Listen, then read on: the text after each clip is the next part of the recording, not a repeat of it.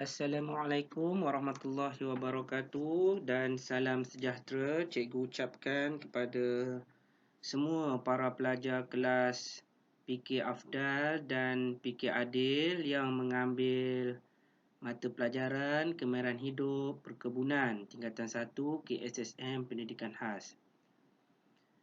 Pada hari ini, hari Rabu, tarikh 10 Mac tahun 2021, kamu sama sekali lagi dengan Cikgu Hafiz untuk sama-sama belajar berkenaan dengan tajuk menyemai tanaman secara esek. Jadi, pada minggu sebelum ini, kamu telah belajar berkaitan dengan menyemai tanaman secara sek ataupun menggunakan biji benih. Tidak kira sama ada biji benih halus ataupun biji benih kasar. Jadi, untuk hari ini, kamu akan mempelajari sesuatu yang baru, iaitu menyemai tanaman secara esek. Bagaimanakah cara kita nak bercucuk tanam dengan menggunakan kaedah secara esek ini? Selepas ini, cikgu akan ajarkan kepada kamu. Jadi, cikgu harap kamu semua telah bersedia untuk menerima pembelajaran daripada cikgu. Jadi, sebelum kita memulakan pembelajaran kita pada hari ini, perhatian kepada kamu semua, pastikan kamu mempunyai kertas, modul nota dan latihan yang telah cikgu sediakan bersama-sama semasa sesi pengambilan bahan pengajaran oleh ibu bapa kamu di sekolah pada tempoh hari. Jadi, contoh modul nota dan latihan yang akan kita gunakan pada hari ini adalah seperti yang berikut. Cikgu ada memberikan contoh modul latihan yang perlu kamu gunakan pada hari ini. Selepas sesi pengajaran ini, kamu akan menggunakan modul ini untuk menyalin nota, memotong dan menampalkan kerata yang perlu ditampal dan membuat latihan yang telah disediakan. Pastikan ia ada bersama-sama dengan kamu. Jadi, kita mulakan sesi pengajaran kita pada hari ini. Tajuknya adalah menyemai secara esek. Apakah yang dimaksudkan dengan menyemai tanaman secara esek? Baik, menanam tanaman secara esek adalah satu kaedah penanaman yang mudah. Selain daripada kamu menanam dengan menggunakan kaedah sek, iaitu menggunakan biji benih, kamu juga boleh menanam tanaman dengan menggunakan kaedah esek kerana ia juga sangat mudah. Melalui cara ini, bahagian tumbuhan akan digunakan untuk menghasilkan tumbuhan yang baru yang mempunyai ciri-ciri pokok yang sama seperti pokok induk. Bagaimana tu cikgu? Tak apa, sebentar lagi cikgu akan menerangkannya kepada kamu. Baik, terdapat 4 kaedah yang biasa kita gunakan untuk menyemai tanaman secara esek ini, iaitu yang pertamanya adalah melalui kaedah keratan. Yang keduanya, kaedah cantuman. Yang ketiganya adalah kaedah tut. Dan yang keempatnya menggunakan kaedah organ tumbuhan. Keempat cara ini adalah berbeza di antara satu sama yang lain. Tak apa, cikgu akan terangkan kepada kamu. Tetapi untuk hari ini, kita akan menumpukan kepada kaedah keratan. Kerana kaedah keratan ini merupakan cara yang paling mudah dan biasa kita gunakan di sekolah dalam kita menanam pokok-pokok seperti pokok kangkung dan sebagainya. Biasanya kaedah keratan ni kita gunakan untuk tanaman pokok bunga seperti contohnya bunga raya, bunga ros dan sebagainya. Baik, inilah contoh gambaran berkaitan dengan kaedah pembiakan esek dengan menggunakan 4 cara, iaitu kaedah keratan, kaedah cantuman, kaedah tut dan organ tumbuhan.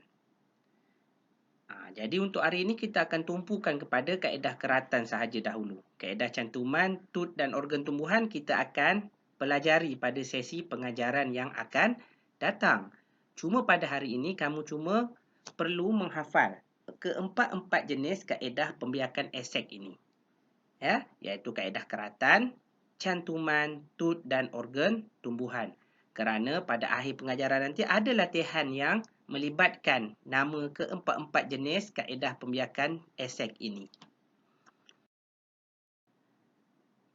Baik, melalui kaedah keratan batang, kita akan menanam sesuatu pokok menggunakan keratan daripada batang tumbuhan itu sendiri. Bagaimana caranya? Kita akan menggunakan sketio, kemudian kita akan potong pada bahagian pucuk pokok berkenaan. Dan pokok berkenaan dan bahagian telah kita potong itu kita akan cucukkan ia ke dalam tanah. Kemudian bahagian tersebut akan membesar dan akan menjadi pokok yang baru.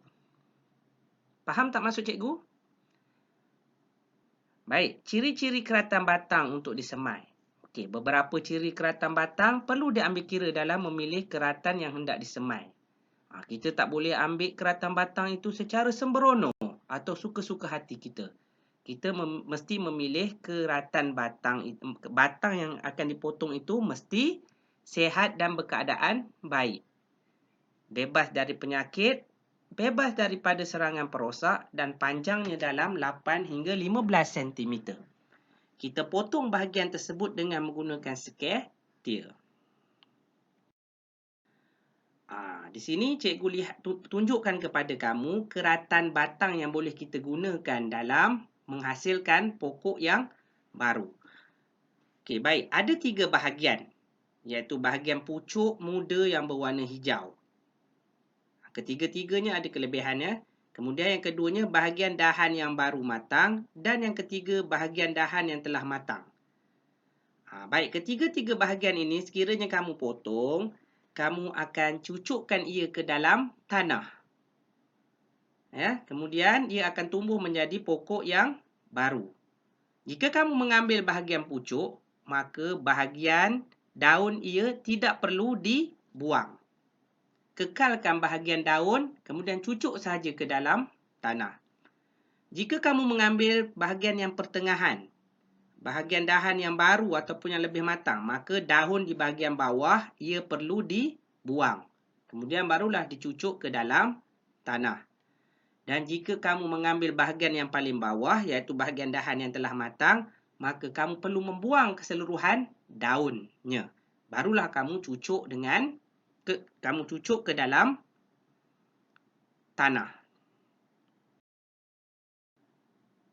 Bahagian yang dipotong itu perlu dipotong serong kerana di bahagian bawah keratan untuk mendapatkan permukaan yang lebih luas supaya lebih banyak akar dapat tumbuh dan anak pokok lebih kuat serta tidak mudah tumbang. Kamu tahu bahawa pokok dia sangat memerlukan akar dalam pembiakannya ataupun dalam pertumbuhannya. Akar tumbuh dan ia berperanan dalam membekalkan air kepada tumbuhan. Sebelum kita mencucukkan keratan batang itu ke dalam tanah atau ke dalam medium semaian, kamu perlu mencelupkan dia atau merendamkan ia ke dalam hormon pengakaran. Di bawah ini cikgu ada menunjukkan gambar hormon pengakaran. Hormon ini membantu akar untuk berkembang dengan lebih baik dan lebih cepat. Selepas itu barulah kamu cucukkan ia ke dalam lubang lubang di atas medium semaian. Siramkan dengan air dan letakkan ia di tempat yang teduh. InsyaAllah pada minggu depan, Cikgu Syafiq akan mengajarkan kepada kamu langkah-langkah menyemai keratan batang. Jadi kamu boleh belajar bagaimana cara untuk menanam tanaman dengan menggunakan kaedah keratan batang ataupun lebih mudahnya menggunakan kaedah esek. Okey, kita dah sampai ke akhir pengajaran kita pada hari ini. Cikgu ada menyediakan latihan kepada kamu sangat mudah di mana kamu perlu menyatakan nama cara-cara pembiakan esek yang telah cikgu berikan di bawah ini. Pastikan kamu menjawab soalan ini. Potong dan tampalkan di dalam buku nota kamu dengan kemas. Sekian, terima kasih. Jumpa lagi pada sesi pengajaran akan datang dan cikgu harap kamu semua sihat sejahtera dapat menyiapkan segala kerja yang cikgu berikan dan terhindar daripada penyakit yang berbahaya. Jumpa lagi pada sesi pengajaran akan datang. Assalamualaikum warahmatullahi wabarakatuh dan salam sejahtera. Cikgu sayangkan kamu semua. Bye-bye.